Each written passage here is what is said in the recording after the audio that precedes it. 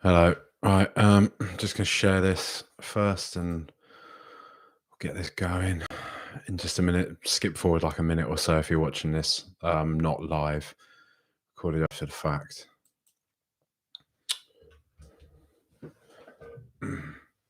Also gonna try and do this live on TikTok as well, because I've been told I should. So yeah, really annoying one that though. So I'll give you before I skip forward on this.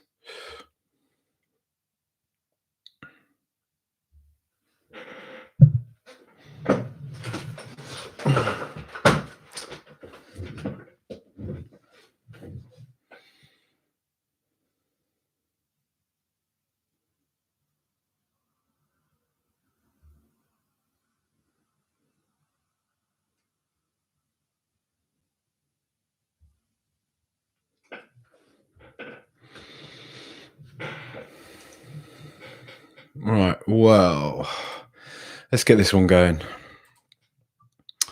Well, that was very, very annoying, wasn't it? That was an incredibly annoying result. What? Where to start on that? Where to start? I mean, look, obviously, no Porro, no Udogie. That's probably where to start. Lacking a lot of that incisive play, lacking a lot of the kind of cut, a lot of the thrust that we normally have. Um, Felt a bit all over the shop. I don't really want to front load with this, but here I am. I'm there now. I think Ange's subs again. Bit weird. Two games in a row. It paid off against Brighton.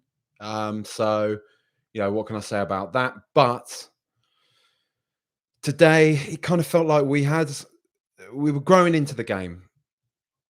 We were starting to exert some control. We had momentum. And then as he sort of did, he just dumped a load of players off the bench. And it just seemed to be again that we were sort of swimming against the tide as soon as we did that.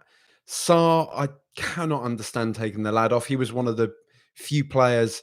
I think Van der Ven and Romero were pretty decent today. I think they can sort of hold their heads up. And I think Sarr was pretty brilliant. And I couldn't really understand the decision to take him off. Basuma, I think, was all right as well.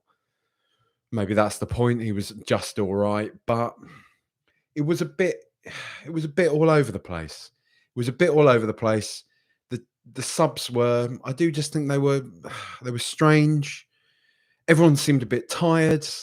Everything was a bit sloppy. Everything was a bit all over the place. And it's just disappointing.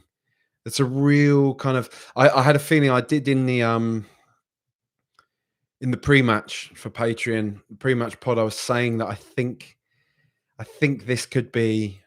I didn't want to say it was going to be a loss. I thought it was going to be 2-2. I thought we were going to equalise late on, and that would be kind of the story of it. That Spurs would get something from this, albeit late on, in an attritional, boring game. The game kind of went in the way that I thought it was going to go.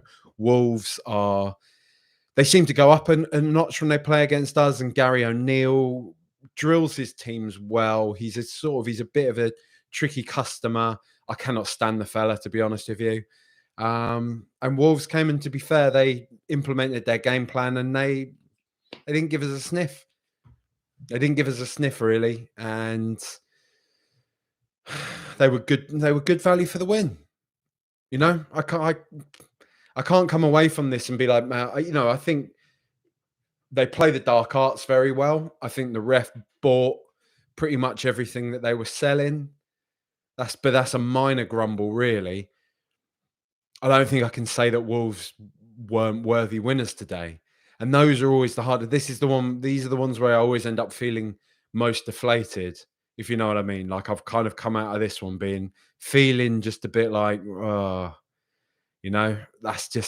that's annoying. It's a frustrating one because I'm annoyed with us. I'm annoyed that, look, Wolves are a decent enough team, right? You can't just, expect to smash Wolves. You can't expect to have them show up and we just kind of do whatever we want to do against them. But you know, it's frustrating. I mean, I say that. The thing is, I say that. I still think we're a team that we should be beating Wolves at home. We should be, and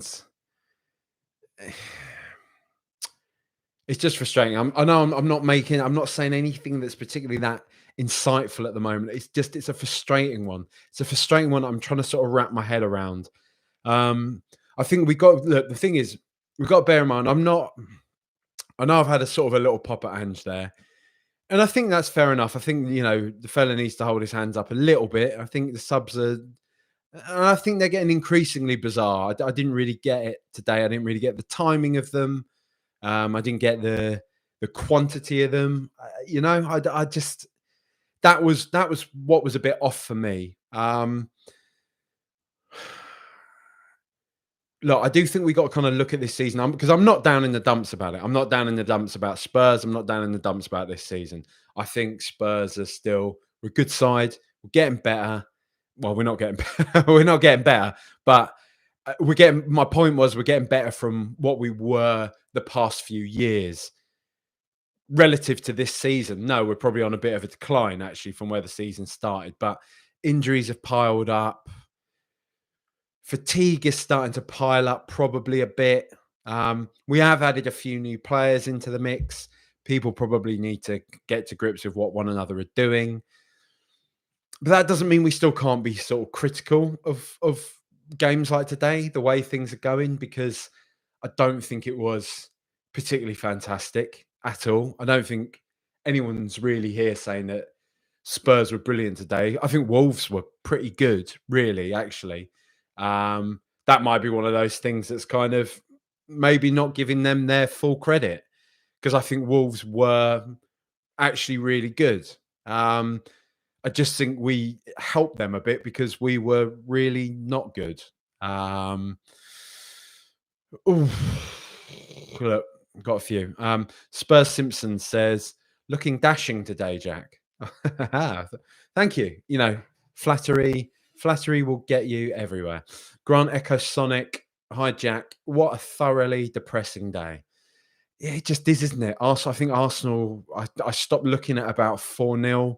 We're smashing Burnley to pieces. We've lost. It's crap. It is a bit depressing, isn't it? Matt Robinson, that was disgusting.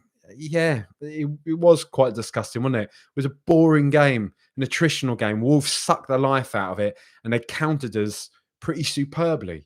They were really good. They were annoyingly good. PG, hello lads. Too few ball carriers. Saar the only one today. Yeah.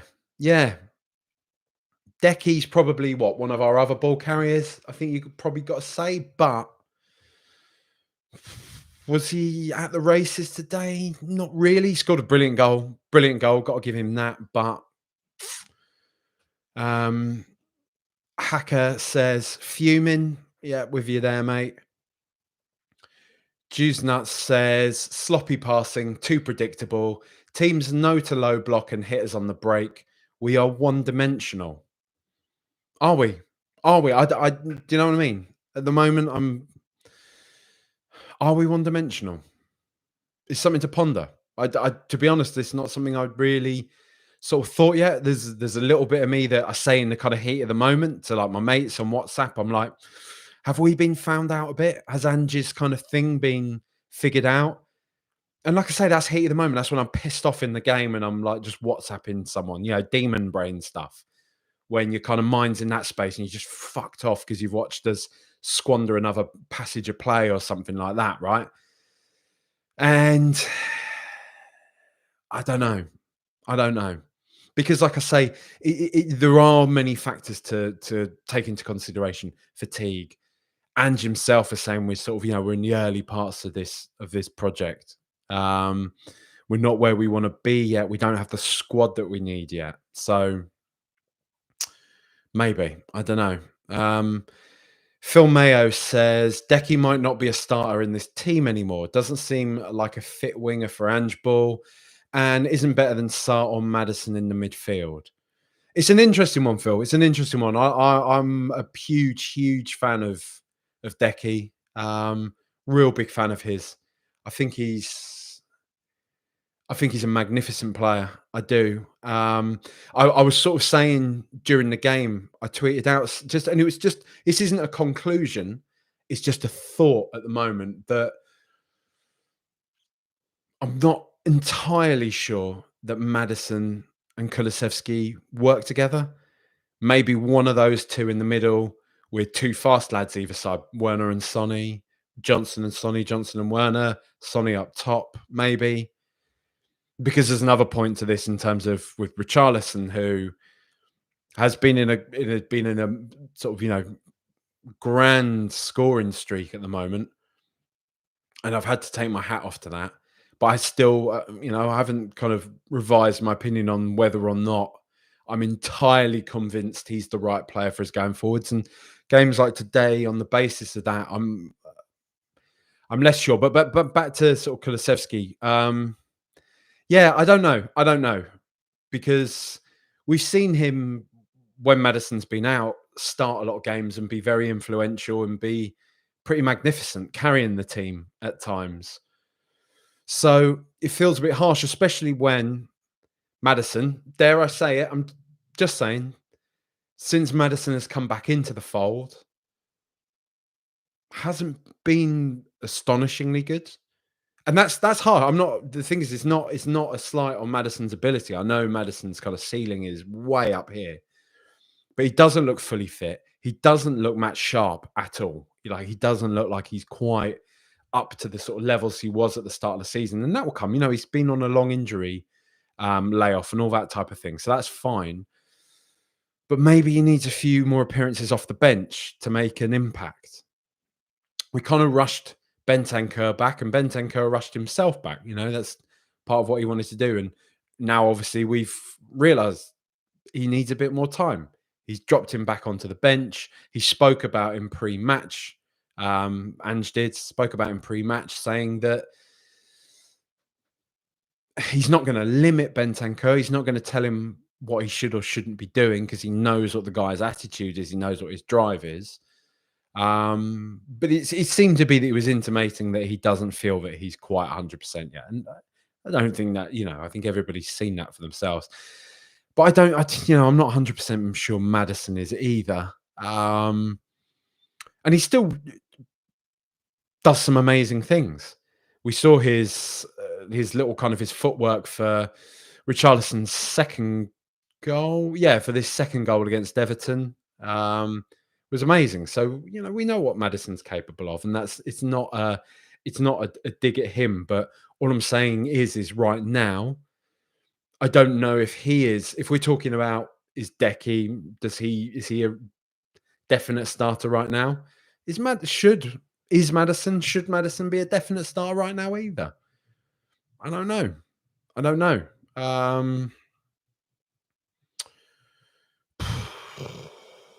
We'll see. Stephen King. Oh, interesting. Honest question. Are we going to see a full 90 minutes of Ange Ball this season? Maybe towards the end. I think we'll still have a couple of good games. I do. I've got a sort of feeling that Anfield away, we might be all right. I don't know. It's hard to know, isn't it? It's hard to know. It's a bit of a funny one. Juice Nut says, we can't say this wasn't coming. We've been skirting this type of play for a long while. Yeah, we have. And I think Wolves, and this is where I would give Wolves their credit, how I was saying how much of this is down to Spurs and how much of this is Wolves playing really well. And I do think it's somewhere in the middle, in that, like you point out there, mate, that we haven't been playing that well for the past few games. And Wolves have capitalized on that. We know that Gary O'Neill, I don't know if you saw it, I think it's when he was he in charge of Bournemouth or someone? No, I think it was still when he was in charge of Wolves, but he was talking about beating Bournemouth. and he went on Monday Night Football and completely sort of mugged off basically. Is it Iriola is the Bournemouth manager in it? Mugged off his tactics and was saying like, look, this is what I got the boys to focus on. This is how I knew we could exploit them. So he's clearly a guy, and I know all managers do that. I know this is not anything revelatory, but what I'm saying is Gary O'Neill, I think like he's definitely a manager that Ange goes into games, right, wanting to play the way he wants to play. We know this, right? He said this himself on many occasions. This is going to be the way that we play under Ange Postecoglou, and like it or lump it. I do feel like a manager like Gary O'Neill, and I'm just basing this on like this one sort of Monday Night Football thing, but I do feel like managers who are, with all due respect to Wolves, who have just come to our place and beaten us, who have beaten us twice this season. So, with all due respect to them, a team who's a bit lower down on the pecking order than us, maybe sometimes needs to be a bit more reactive game by game to what their opposition is doing. And maybe that does put us at something of a disadvantage. Maybe when we're a team that are at a level that are, we're a big team. Manchester City, I'm sure, right? Like any top team do, I'm sure Pep Guardiola will note quirks in his opposition that they can exploit, right? He hasn't become as successful as he has done by not doing that. And I'm sure we do that as well. But my point is, when you're kind of at that top level, like Manchester City are, like Liverpool are, probably like Arsenal are, it's much more about a focus on your own game plan, of taking your game plan to the opposition and doing what you do best and beating them the way you want to beat them. Not let's turn their system against them, like maybe like Wolves have done to Tottenham today, have seen how exposed we leave ourselves. They've hit us on the counter. They've cut through us several times pretty easily on the counter attack today. And, I'm not really entirely sure what we are supposed to have. I'm not entirely sure what we were kind of doing to stop them from doing that.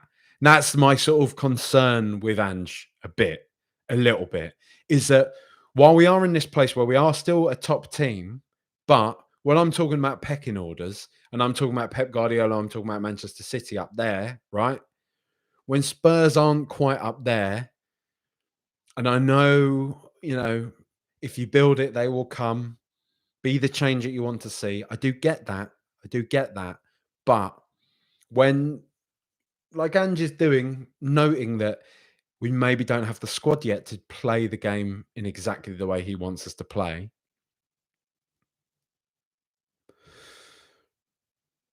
is it maybe slightly foolhardy to go into every single game thinking that we can just play as expansively, play as openly as we can?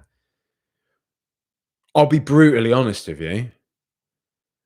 I enjoy the fruits of playing this way. I do, personally speaking, because see, my point here is I'm not suggesting, I'm not advocating for Spurs to play more defensively. I enjoy the way Tottenham play. I'm having more fun this season than I've had watching Spurs in many years now. When it pays off, when we win games like today, I couldn't care less, really, how many times the opposition have cut through us or whatever. So I'm willing to accept that there are games like today. The only thing I'm doing is just I'm exploring the idea that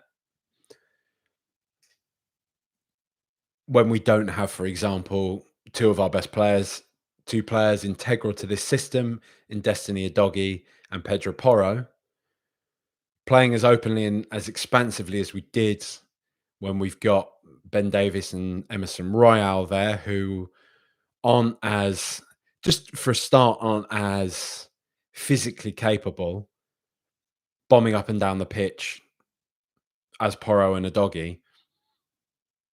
Why are we trying to play the same way? Why are we trying to play the same way with players that aren't fit for that purpose? I don't know, you know? Um, Phil Mayo says Gomez, their goal story clearly stamped on Son. I didn't see that. I didn't see that. Jask says, need a sleek, nimble player that can dribble through the centre of the pack like that instead of passing it around outside of their box. Yeah, maybe.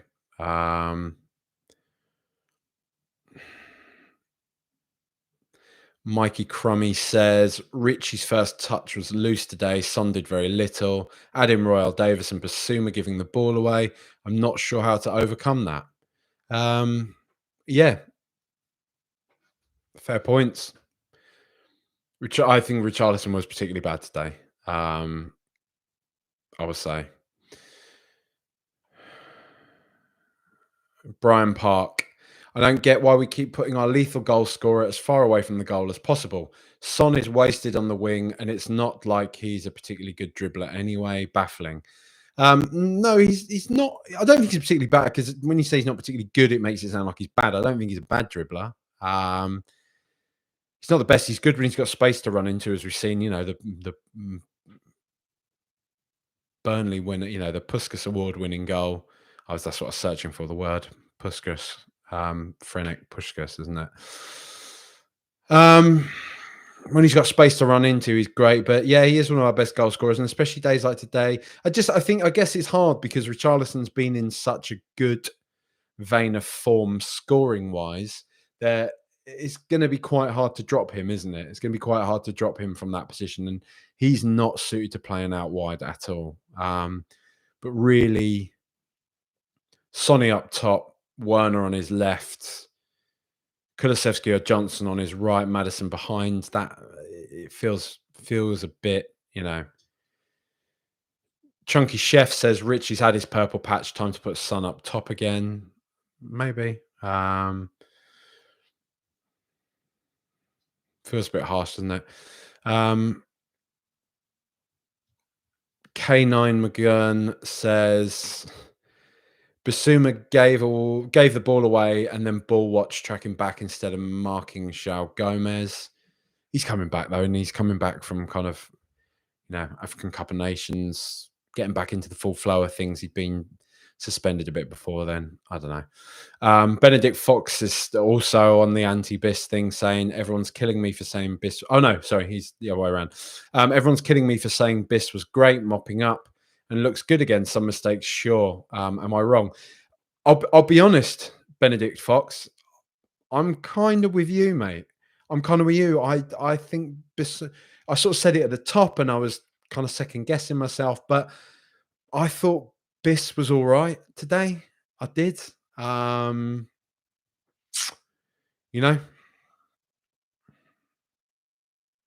don't know. 12 Hoops says Wolves are the better team. Thoughts on signing Neto? I think he was incredible.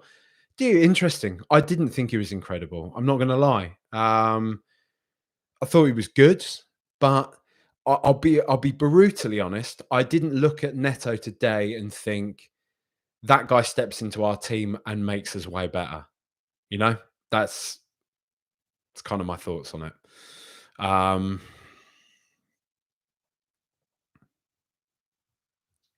PG says, I'm just a bit concerned that this approach seems to rely on whether or not our opposition take their chances.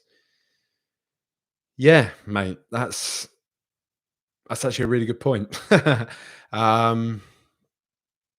We do allow our opposition to have a fair crack of the whip, because it's not just about whether or not they take their chances. It's that we have to be absolutely clinical up top. And I know he has been in good form, but I'm not sure that we've got that with Richarlison up top.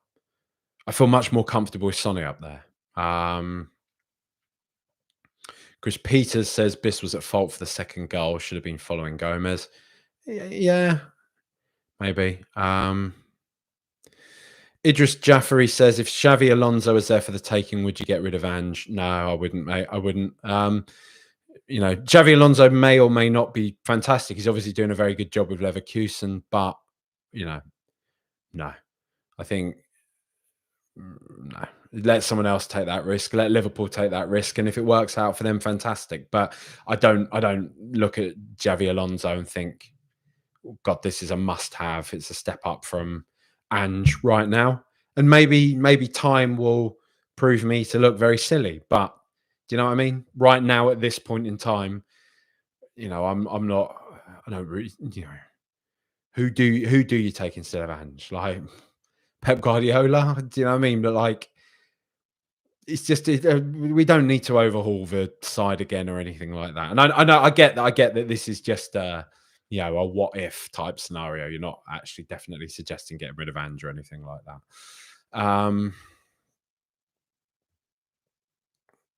I don't know. I don't know. Chris Peters says 69 watching, only 5 likes. It's a free hit, guys. Stroke that like button nicely. Cheers, Chris. Thank you, mate. Yeah, go on. Drop it a like. Get a few more people. Look, you're sitting here watching it. All you have to do is click on the little like button. There you go. There's a couple more just from saying that. You can get a few more people watching it if you do that, can't you? But yeah, nice one. Thank you, Chris, mate. Let's have a look. Wilson T says Royal and Davis so poor. They were a bit, weren't they? It was a difficult opportunity for Ben Davis at the end. But let's be real. I know every single one of you watching this was shouting and screaming at him for putting that header about 15 yards wide. It was very difficult, but it was a beautiful ball from Kulusevski. And to hit it that far wide, it was just, come on, lad. What are you doing? What are you doing? Come on, please. Please. Spurs Simpson says, I've not seen the game. Well then. Well then. Well then, young man. It's not your place to comment, is it? To come in here policing me like you're spooky, dear Mr. Levy, policing everyone else's opinions on everything. He says, I've not seen the game, but there can't be this much hang up. It's one game. We need better backups for our fullbacks and a striker. It will come. That feels like the rational take. And the thing is, as much I'm having a laugh with you there, mate. But the thing is, sometimes when you haven't watched the game, when you don't have that kind of emotional irritants from everything that's just taken place, it is sometimes easier to make that kind of thing, that sounds like a backhanded dig. It's not. My point is that when you don't have that sort of emotional ball and like wires in your head, it is sometimes just a bit more obvious, isn't it? That two of our best players are out, Porro and Udogie. What were we really expecting? We don't have adequate backup for them. This kind of stuff happens. We are still a work in progress. We do still need to add more players to this. It's just kind of how it's going to be, isn't it? Snake says, why does Ange have to be perfect in his first season? We're not doing that badly so far. Yeah, I agree. The thing is, like, I don't think, well, I don't know, maybe you are saying this to me, Snake, or not. But when I'm saying this, I'm not here being like, get rid of Ange. I'm really pissed off of him. It's just, this is recorded straight after the game. This is a kind of game by game thing. I am overall massively positive about Ange Postecoglou. I'm massively positive about the impact he's had on this club, on this team in his first season in such a short space of time. We play some blistering football when it clicks, when it is going well. We are brilliant. There are just some days like today when it is a little bit frustrating. That's all. And this is just a sort of space to air that frustration. Do you know what I mean? 12 Hoops says, we're still going to finish in the top 4. Wolves are one of our kryptonite teams, just like we are for Man City. Yeah, I kind of see that. Not going to worry too much. Wolves are a good team and have been robbed by VAR. They are a good team. They're not a great team. I still think we probably should have won today. Not on the balance of today. I'm talking about pre-game coming into this. Would I think that Wolves at home is a winnable game for Tottenham Hotspur? Yes, I do. However, look, it's what it is. Chunky Chef says, imagine questioning Ange and saying get rid so early into this project. Klopp finished 8th in his first season. Get real. I know I don't think if this is going back to sort of what Idris was saying a minute ago. I don't think he's doing that. I think it's just one of those. Do you take Harry Kane back for 50 mil or whatever? I think it's just a thought starter, isn't it? I don't think the lad's saying to get rid of him. PG said, I shouted for fuck's sake, Højbjerg, when Davis missed the header. So ignore me. Um, very good, very good. Wilson T says, "I think you're going easy on the team and on Ange, Jacko. You know, maybe I am. I don't know. But the funny thing is, mate. See, you say that, but then I have plenty of other people that will say that I'm too negative or I go too hard. I think I'm sort of, I'm not offensive. I generally tend to veer towards positive. I always try to and feel like I have an optimistic lens on Spurs because ultimately I want Spurs to be a success. And I don't want supporting football, which is supposed to be a fun thing, to be a chore. I don't want it to be a misery, right? I'm not going to be that guy that's it's contrary to what some people say. I'm not going to be that guy that sits here and is like fucking this, fucking Spurs, fucking that. Because I get to listen to that when I go and see my old man, which I'm going to be doing shortly after this, actually. Um, so I'll tell you what, if my dad was on Twitter, he would definitely be purple and gold. I reckon 100%. But that's a side one. Paul Bates, hello, mate, says, we haven't played blistering football for a long time, a long while. Yeah, we haven't really. But bear in mind, mate, I'm just saying, we have had a lot of injuries. We've had a lot of players going off to various different international obligations and all that type of thing. So it's, is what it is, isn't it? Matt Healing says, I do think Ange's subs haven't been that convincing over the course of the season. What value is Højbjerg adding when we're trying to galvanise a comeback? Yeah, I agree. I think that is the main. And I said it earlier. The main place where I would criticise Ange is on the subs. I think the subs are. There's a lot of people with a lot to say today. Actually, a lot of comments coming in. So that's good. Thank you very much, everybody. It's one of these games, isn't it? It's one of these games where people have a lot to say and people feel just annoyed, and we want to sort of just get this stuff out. But like I keep saying, I don't bear Wolves. I mean, I bear Wolves ill will outside of this game. I don't really like Wolves. I don't really like that they're one of these weird teams. Southampton, another example of this.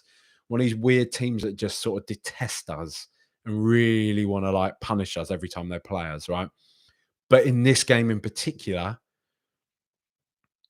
they were a better team and they executed their game plan well. I'm not sat here thinking like fucking hell, like we hardly got any good calls or anything. They played the dark arts well. They mugged us off really well, hit us on the counter well, contained us really well. They looked like the home team for a lot of it in many ways. I don't know. Paul Bates says, tempo and energy is the issue, not personnel, as we played some decent stuff when we had players out, Newcastle and Villa. Yeah. Yeah, that's kind of fair. That's kind of fair. I do think part of that. I do think part of the tempo and the energy comes with the fact that they're going to lose a sense of momentum, right? When there have been as many players in and out of the squad and we don't have this kind of clear run as we've had. But then you could throw back to that they didn't have that at the start of the season. They all got kind of lumped in together and bang, the magic started happening, didn't it? I think the main thing for me is that really with Maddison kind of not being fully fit and with Kulusevski being pushed out to the wing again, we are lacking that spark. We're lacking that little creative element that Maddison has in sort of in little patches. We saw it, like I say, his footwork against Everton, where it was a good job. But is he doing it consistently at the moment? No, but he has been injured for a long time. That's sort of my my point again. Hacker says Tom Foynes has cursed this game since leaving London. I don't think he's enjoying this this fixture very much either. If my conversations with him are anything to go by. The Mosh Zone, rock on, mate. Says I think we need to be more realistic as a fan base Only 7 months into a rebuild. If we hadn't have had such a blistering start to the year, I think we would have more balanced reactions to results. Maybe, yeah, maybe we would. Um, I think we are kind of. It's a funny one because there's a lot all the time about like look the thing with Spurs fans is it's either the narrative is too easy to flip all the time. Either we're not a proper club, your Roy Keanes and your Gary Neville's. This is what I'm saying. They will either say we're not a proper club, we don't have these expectations, we don't have these lofty standards of a Manchester United and all this type of thing. And then when we do start getting annoyed after a few games, what do Spurs expect? What are they going on about? Who do they think they are? It's catch 22. I do kind of feel that now, what with the stadium, what with the cost of going to the games, what with our kind of flirtation with the top of the table, Champions League final, all that type of thing, there is a level of expectation that's been set at the club now, which is only natural. I don't think this is some kind of look at these Spurs fans doing this thing, typical Spurs. And I also just think, our lack of winning anything for quite some time now, getting our hands on a trophy, has led to this. I hate to use this term, but I think it's true. A desperation, a sense of clamoring for us to succeed by all means necessary. And when we can feel it slipping away from us again, people do get annoyed and people do get easily very wound up, very frustrated by what's going on, right? And it's, you know, I don't know.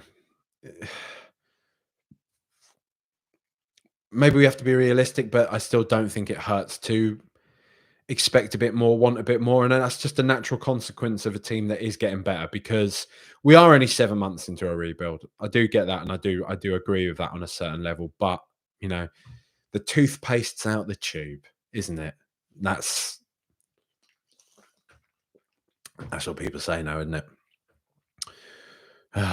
Let's do the players. I'm going to do the players.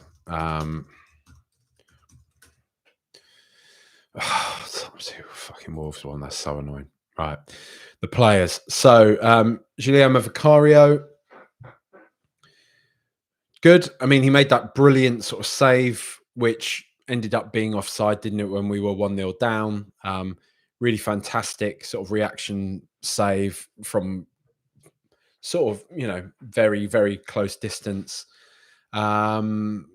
There didn't seem to be, as far as I could see, much more of the bullying him in goal stuff from corners and everything like that, even though Wolves did score from a corner. That's another corner we've fucking conceded from. And probably, I haven't really even spoken about that. More probably needs to be said about that. But I will be brutally honest. The whole set pieces thing, that really kind of, I don't know, granular tactical kind of look at the game is not, that, anyone that's watched this for a while now will know that's not my strength. And I can't sit here and really say why Spurs are conceding from so many corners. I can't. Ben Davies, a bit of a day to forget for him. I'm often very complimentary of Ben Davies. But having sort of a doggy back for a while and then losing him, it really kind of felt the limitations of Ben Davies today, I think. And as much as I don't think he was particularly bad. I don't think he was really particularly good at all. He wasn't even just sort of in the middle. He was closer to bad, I think, today, if I'm honest. A sort of day to forget for him. I'm going to do Van de Ven and Romero together. Pardon. Both decent today, I think. Two, they worked their socks off. They were really sort of trying their hardest to keep Wolves at bay. We did get this sort of cut through several times, but I think those guys are pretty resolute and they are, they must be a pretty intimidating prospect to come up against, right? Seeing those two there. They are fantastic. Protect them at all costs. That's sort of all I've got to say. Emerson, I mean, guy's a trier. I loved him earlier on in the season when he came into the fold to help us as best he could, and he did a good job, often playing centre back outside of his natural position. But he's one of those players that really, being brutally honest, it will be best if we move him along as soon as we can. Better for his career to be playing somewhere that plays to his strengths a lot more, and we have more adequate backup for Pedro Porro. Really, who takes Emerson Royale? God knows. What did he cost us? About 30 mil. Don't think we're going to get anywhere close to that. So that is generally going to be the stumbling block. The prices we put on players trying to get rid of them. Yves Bissouma, he's been very Marmite today, hasn't he? I thought he was okay. I didn't think he was, at his best as we saw at the start of the season. I thought he was okay today. Obviously, partly at fault for Wolves' second goal. But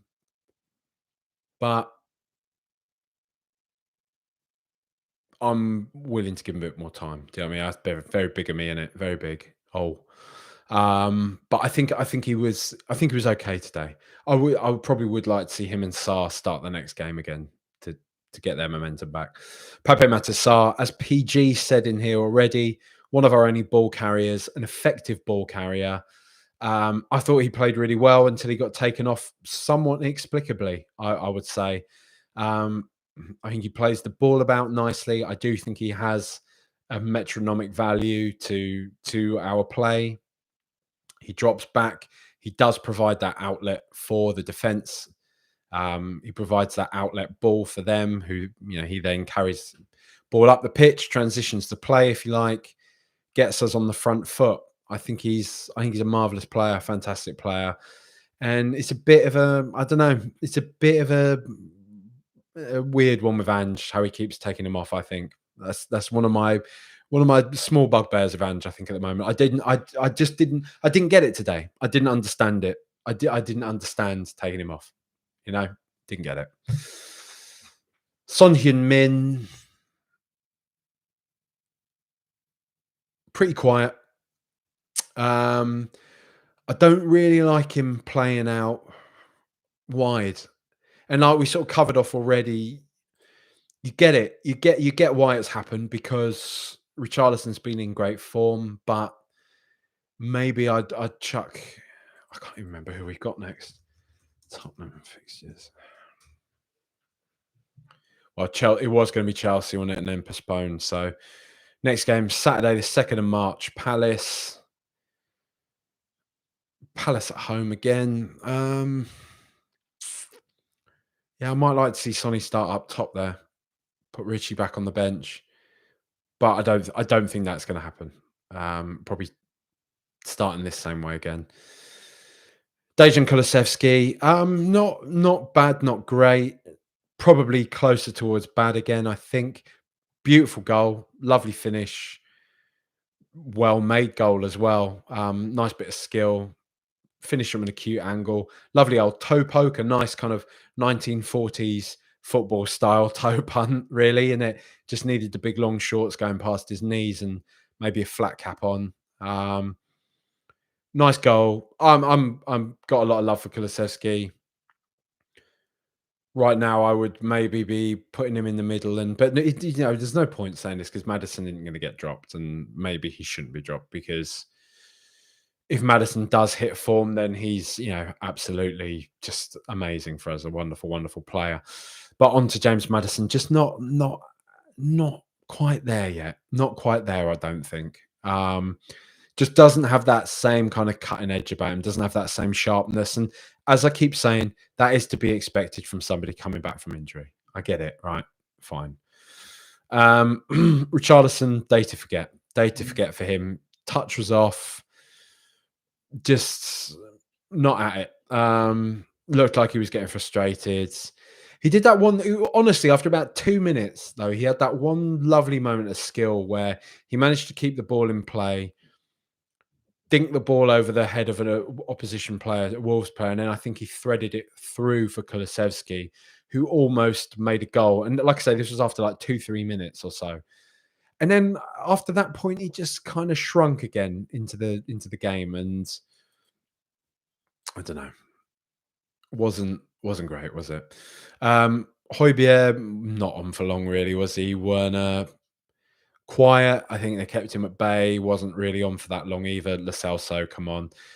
Brennan Johnson, actually, one of the few players that did kind of annoy me a bit when he came on, actually. I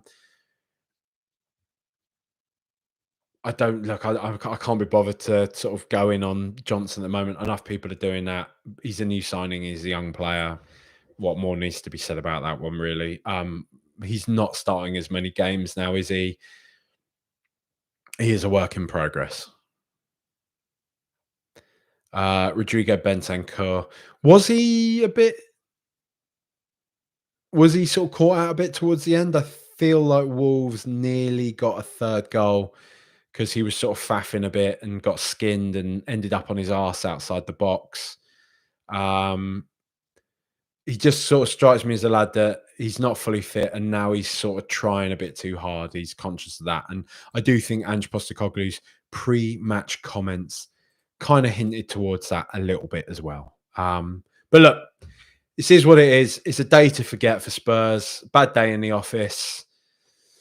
These are going to happen. These are going to come. But, the rest of this season does kind of feel like almost something of a bit of an experimental period, doesn't it? And people don't like that. People aren't going to like hearing that. And I get it. We want success now. My personal opinion, we will finish in the top four. I do think we'll finish in the top four. I do think we'll have Champions League football. So cool. That's a success of sorts. But there's a way to go. There's a way to go, and Ange himself is saying that. So it is what it is. But yes, thank you everybody who has tuned in. If you've tuned in on YouTube, TikTok over here on this side, or if you're listening after the game on the Rule the Roost pod, wherever you are, give it a like, leave a comment, subscribe, all that type of thing. Share it, wherever you can. Share it afar, share it wide. If you want to go one further, I do have a Patreon now, patreon.com/RTRpods. Got, sort of pre-match similar to this, but before the game, pre-match. Got a Thursday bulletin pod that I do with Phil. I've got monthly pods with Jack Gallagher, football writer, called the Robbie Keane Ultras, where he's not a Spurs fan, but we just talk about everything going on outside of Spurs. I haven't done it for a while. It's been a bit busy, so it's fine, but it's not dead. It's not gone. But yeah, patreon.com/RTRpod. But no worries if not possible for you. But please do just give it a like and subscribe, as they say. Leave it a comment, leave it a review. Shit day at the office, and we don't have Spurs for a couple of weeks now, which is bloody annoying, isn't it? And hopefully we don't go and see Pochettino win a fucking cup with Chelsea next weekend as well, because that really would not be very nice at all, would it? But until I see you again, cheer up, chin up the Spurs. Come on, you Spurs.